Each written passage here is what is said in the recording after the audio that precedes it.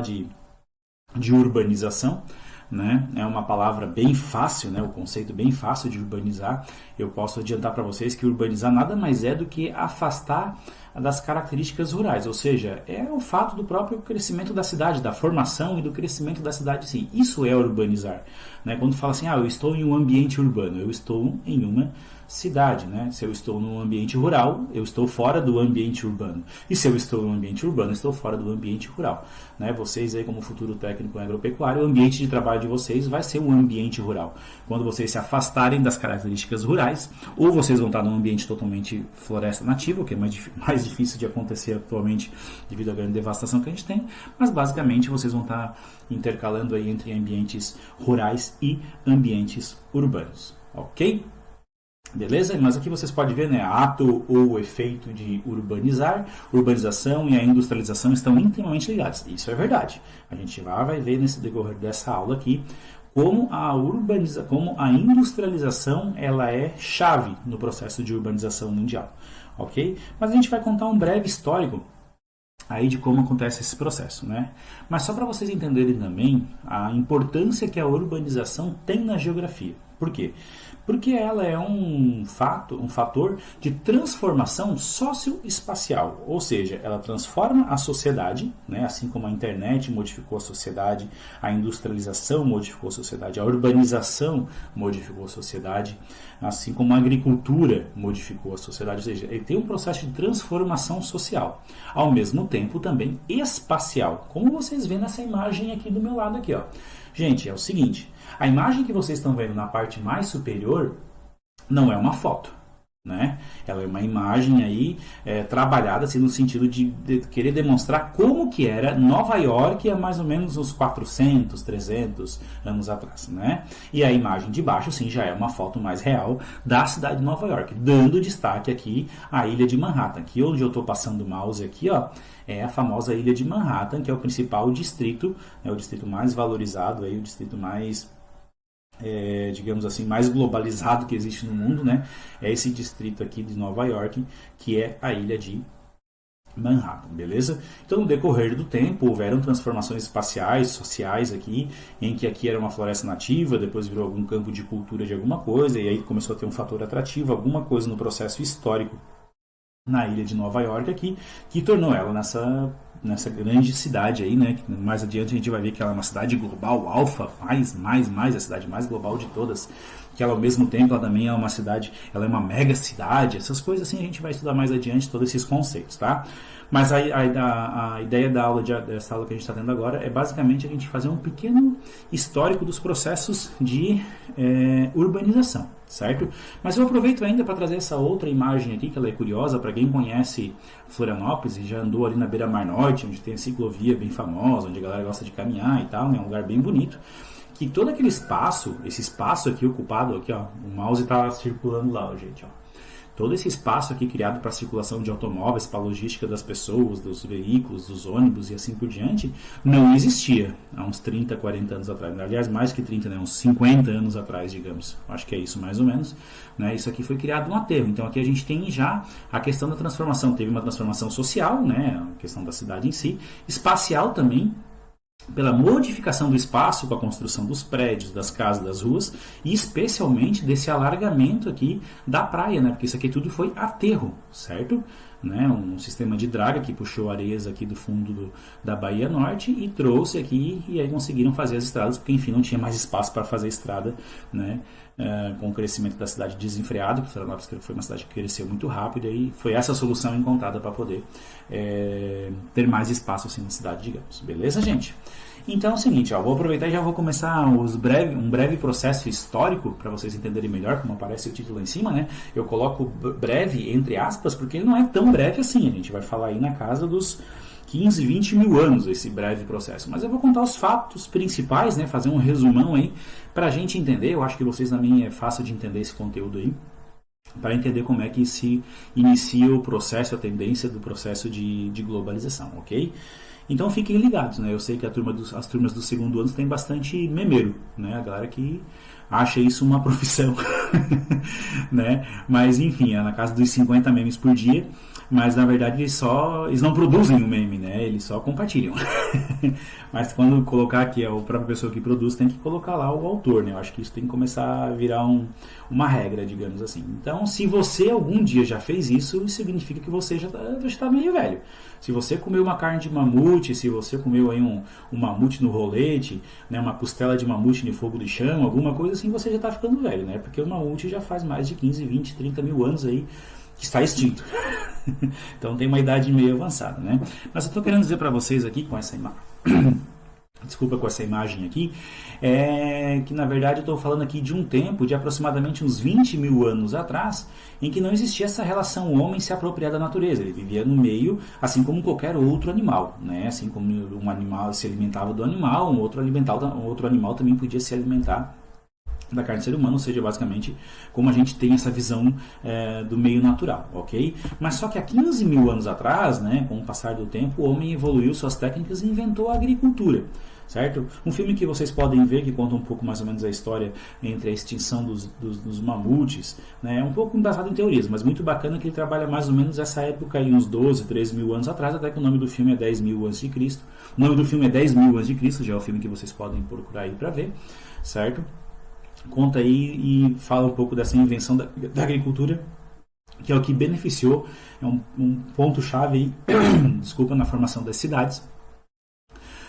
Porque ela é que ajuda o homem a estabelecer em algum lugar, né? Porque como ele tinha que ficar transeunte, ele tinha que ir o tempo todo para um lugar para o outro, acabava o recurso aqui, tinha que ir para outro, acabava a água aqui, tinha que ir para outro, acabava o alimento aqui, tinha que ir para outro. Quando ele inventa a agricultura, certo? Ele basicamente estabelece residência, digamos assim. Ele estabelece que aquele lugar ele pode ficar, né? Ele começa a cultivar o seu alimento, ele começa a criar o animal, então começa as suas técnicas, onde ele pode então se estabelecer. Isso é fundamental para uma cidade, né? Porque a cidade ela tem que ser fixa, digamos assim, tá? Então, há 15 mil anos atrás é um grande passo que tem para o processo de urbanização, certo? E aí o homem então consegue se alocar em pequenos grupos, né, onde um começa a fazer o trabalho para o outro, outra pessoa consegue fazer o trabalho para outra, assim por diante, começa a ter umas relações de trocas, né? Até mesmo aqui eu já passei bastante o tempo, né, de uma figurinha dessa para uma foto dessa é bastante tempo, né? Mas o que eu estou querendo mostrar aqui principalmente para vocês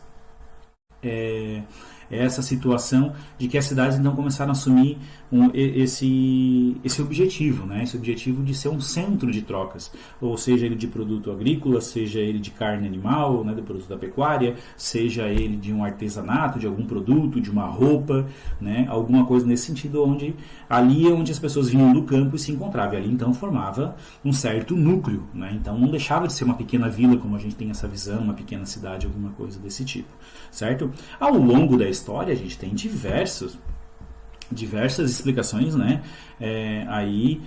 desse sentido, né, algumas que prosperaram mais, algumas que cresceram mais porque ficaram com mais fama, outras menos, mas até vou dizer para vocês aqui, de acordo com esse slide, ó, que as primeiras cidades do mundo, elas são datadas de 4 até 9 mil anos antes de Cristo, certo? E eu fiz um paradoxo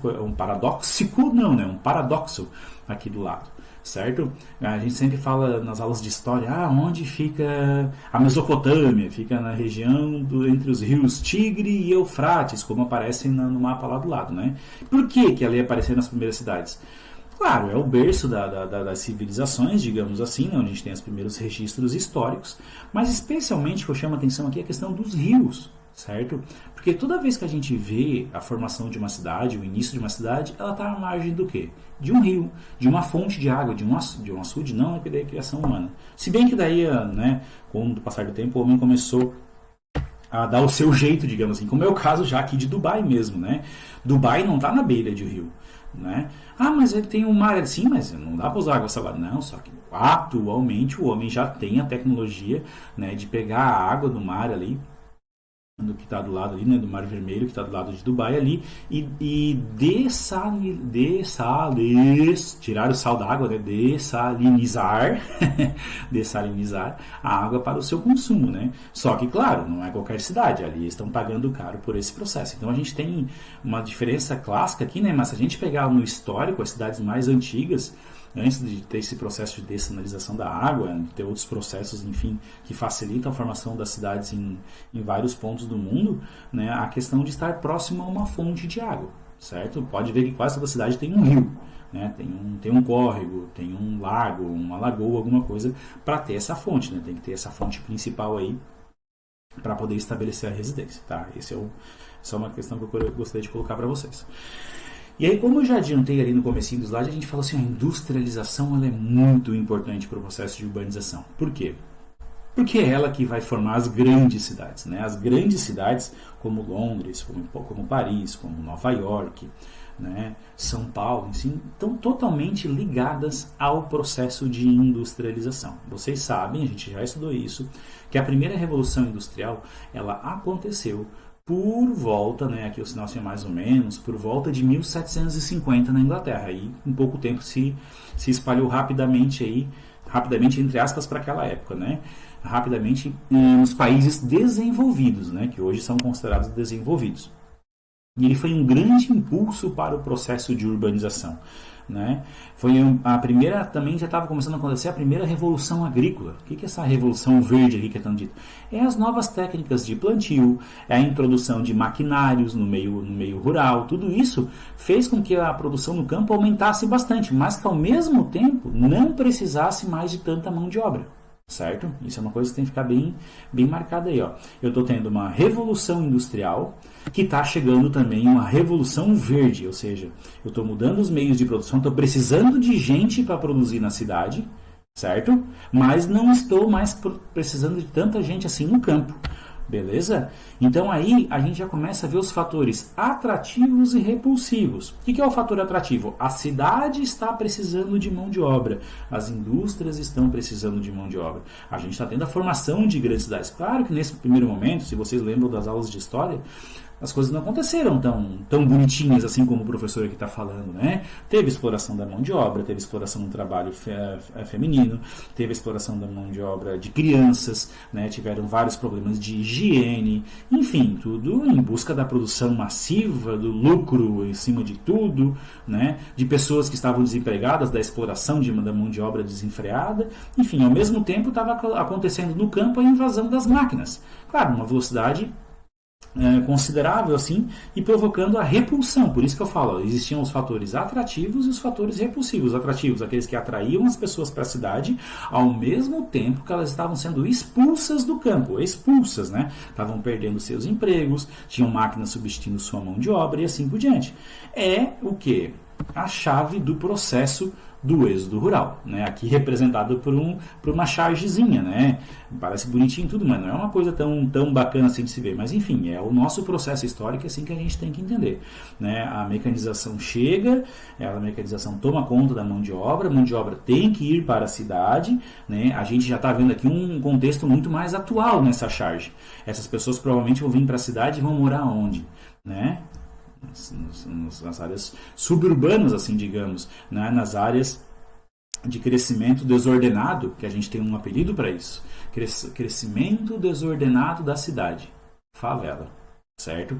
Esse é o nome mais comum que a gente tem para um crescimento desordenado, porque, enfim, essas pessoas elas não chegam com uma formação para um emprego bom, elas também vão chegar na cidade também, se elas conseguirem emprego, elas vão ser exploradas, porque elas não têm uma alta formação, certo? E vão acabar tendo aí submoradias, enfim, toda essa situação. Mas essa é uma forma de explicar melhor para vocês como é que aconteceu esse processo de urbanização. Só que, claro, né, a urbanização, ela aconteceu em tempos diferentes. Olha aqui, ó, os processos de urbanização aconteceram em tempos e de formas diferentes nos países desenvolvidos e subdesenvolvidos. Isso aqui é fácil a gente compreender da seguinte maneira.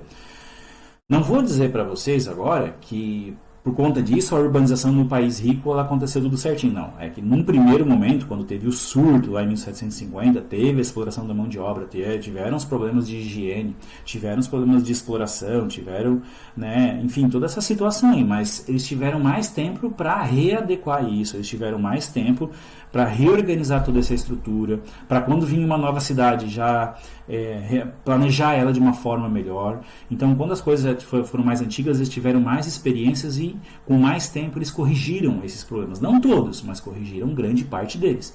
Então, eles já têm, então, agora, os países desenvolvidos, uma melhor estrutura, uma melhor rede urbana, né, densa, interligada, que conforme iam crescendo as cidades lá, já tinha experiência da cidade chave lá, como Londres e Paris e tal, para quando fazer a cidade, né, fazer a indústria mais afastada da cidade para não poluir, enfim, a estrutura das estradas já serem mais largas, toda essa situação, com a experiência de eles terem passado por isso primeiro, eles já conseguiram, de certa forma, corrigir algum desses pontos. Já nos países subdesenvolvidos, o que aconteceu?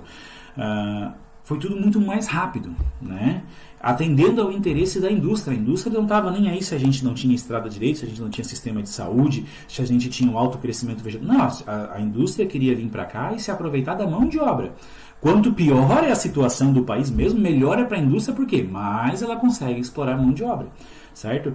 Então a gente tem essa diferença muito grande do que foi o processo de industrialização no país desenvolvido e do que está sendo, né, porque os países pobres e subdesenvolvidos ainda estão em processo de industrialização, ainda estão se aproveitando muito da mão de obra. E aí eu até vou usar o exemplo do Brasil para vocês, né? O Brasil ainda, agora, digamos assim, que o Brasil está entrando em se encaixando em alguns itens dos países desenvolvidos, por exemplo, o crescimento vegetativo. A população brasileira já não cresce mais tão rápido assim.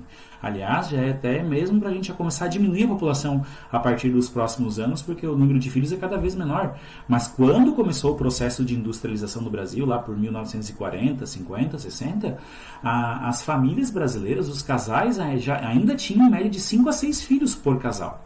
Então o crescimento era muito grande, né? E a mesma coisa, o tempo foi passando e as indústrias também foram se modernizando.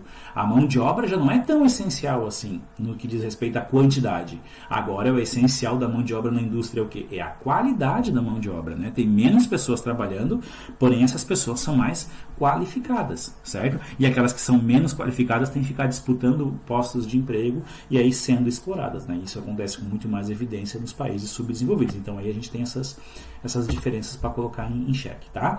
Esse slide aqui é bacaninha porque eu já peguei ele na internet pronto assim, com tudo aquilo que eu falei agora. Então a gente tem aqui o processo de urbanização, né, que é o processo que envolve o crescimento da população e da extensão territorial das cidades, né? O processo de fatores atrativos, basicamente a industrialização é um grande fator atrativo, e os fatores repulsivos, basicamente aqueles que envolvem aí o processo de êxodo rural, né? O desenvolvimento do processo de urbanização ele aconteceu de formas e em tempos diferentes dos países desenvolvidos e subdesenvolvidos, né? Enfim, toda essa situação aqui. E esse últimozinho que aparece aqui do ladinho aqui, ó, isso aqui é interessante, né? Uma coisa a ser discutida aí, ó, para colocar um pouco aí para uma conversa para vocês, que fala o seguinte: a urbanização que se intensificou no século XVIII tornou o campo dependente da cidade. Como a gente escuta muito a frase assim, ó, se o agricultor não planta, a cidade não come, né? Tem essa situação, né? Assim como a gente teve também a greve dos caminhoneiros, o caminhoneiro é o herói brasileiro porque se não tivesse ele não teria o alimento na sua mesa. Aí começa a criar um monte de conflitos, né? É uma coisa a se pensar. Eu não estou querendo aqui nesse momento denegrir nenhuma profissão. Todas elas têm a sua importância no meio social, né? O que a gente não pode é vangloriar muito uma profissão e esquecer das outras, né? Olha só como a gente agora está, né? Dependendo da situação histórica que a gente passa, como a gente valoriza algumas profissões, né? A gente está esperando ainda um dia em que se vanglorie muito a profissão dos professores em si. Mas enfim, né? Se heroificou o caminhoneiro, se heroificou o agricultor, se heroificou agora todos somos heróis, né? Todos somos heróis, todos nós temos uma parcela de participação aí, porque daí eu começo a entrar naquela discussão que eu já falei. Se o agricultor não planta, a cidade não come. Verdade. Mas aí como é que chega o petróleo, a gasolina para o agricultor abastecer o trator? Porque ele já não consegue mais produzir se ele não tem o trator. Ele não tem mais as técnicas de plantio direto, de mão direta, assim, de sementinha, aquele negócio todo, né? Agora é tudo, né? Mudaram as coisas. Então depende muito da cidade. Mas ao mesmo tempo, confirmo, óbvio, a cidade continua dependendo muito do campo, né? Que adianta também o caminhoneiro transportar tudo isso e não tem alguém para socorrer ele se ele sofre um acidente, né? E quem é que ensinou ele a dirigir, né? Quem é que ensinou ele a ler para poder tirar a carteira de motorista? Entendeu? Então Então tem todo um misto de coisa aí, para todas as pessoas, todas as profissões têm sim o seu papel de importância na sociedade. Tá? Não quero denegrir a imagem de ninguém aqui, mas só para sempre se discutir isso e colocar isso na cabeça de todos, para a gente sempre saber os valores de todos que